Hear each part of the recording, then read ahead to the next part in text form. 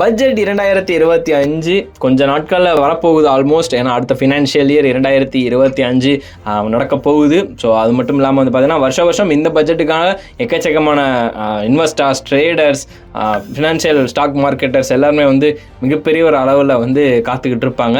But இந்த முறை வந்து ஒட்டுமொத்த உலகமே வந்து காத்துக்கிட்டு இருக்குன்னு தான் சொல்லணும். முக்கியமாக இந்திய மக்களுமே. எதுக்கு அப்படின்னு சொல்லிட்டு பார்த்தீங்கன்னா சமீபத்தில் தான் வந்து பார்த்தீங்கன்னா அமெரிக்காவோட 2வது முறையாக அதிபராக இருக்காரு டொனால்ட் ட்ரம்ப். ஸோ அவரோட வார்த்தைகளில் எக்கச்சக்கமான விஷயங்கள் வந்து இருந்தது. முக்கியமாக கூடுதல் இறக்குமதி வரி, அது மட்டும் இல்லாமல் பனாமா கால்வாய் மீட்பு, சட்டவிரோதமாக குடியேறவங்களை வந்து வெளியேற்றுறது அப்படின்னு சொல்லிட்டு எல்லாமே சொல்லியிருந்தாலும் குறிப்பாக வந்து வெளிநாட்டுகள் வந்து பார்த்திங்கன்னா வரி விதித்தாங்க அப்படின்னா நாங்களுமே வந்து அவங்களுக்கு வரி விதிப்போம் அப்படின்ற மாதிரிமே வந்து பேசியிருந்தார்.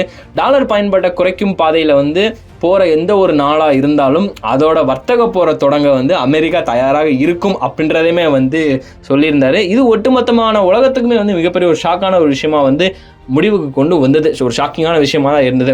ஸோ இதனாலே வந்து பார்த்திங்கன்னா வந்து அமெரிக்காவோட நல்ல கூட்டணி இந்தியாவுக்கு இருந்தாலும் இப்போ இந்த ஒரு விஷயம் சொன்னதுனால இதுக்கப்புறம் வந்து விதிக்க போகிற எந்த ஒரு பட்ஜெட்டாக இருந்தாலும் கண்டிப்பாக அமெரிக்காவுக்கு பாதகமாக இருக்கக்கூடாது அப்படின்ற ஒரு விஷயத்தை தான் வந்து கண்டிப்பாக யோசிப்பாங்க.